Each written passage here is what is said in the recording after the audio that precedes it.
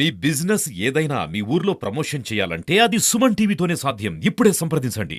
నమస్తే అండి. ఈరోజు నర్సరావుపేట 1వ వార్డులో పర్యటించడం జరుగుతుందండి.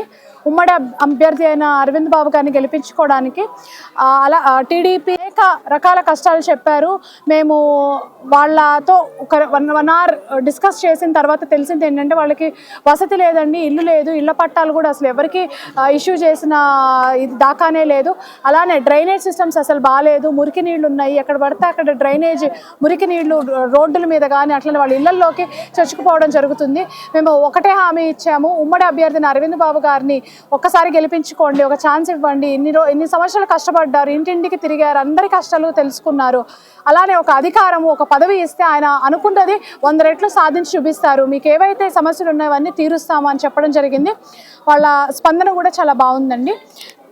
లాస్ట్కి ఒకటేనండి, ఉమ్మడి అభ్యర్థి అయిన అరవింద్ బాబు గారిని అట్లానే ఎంపీ అభ్యర్థి అయిన లావు కృష్ణదేవరాయలు గారిని అందరి సపోర్ట్తో అత్యధిక మెజారిటీతో గెలిపిస్తారని ఆశిస్తున్నానండి. వీళ్ళందరూ కూడా ఘంటాపదంగా ఒకటే చెప్తున్నారు, దాదాపు స్వతంత్రం వచ్చిన 70 సంవత్సరాల తర్వాత కూడా మనం ఇంకా గూడు కోసమే ఎత్తుక్కుంటున్నామా అన్నట్టే ఉందండి పరిస్థితి. వాళ్ళకి నిజంగా కూడా ఉండడానికి నివాసం లేక ఎక్కడెక్కడి నుంచి అద్దెలు కొట్టుకుంటున్నామండి, మాకు సెంటర్ స్థలం ఇప్పించండి ఫస్ట్ అని అడుగుతున్నారు.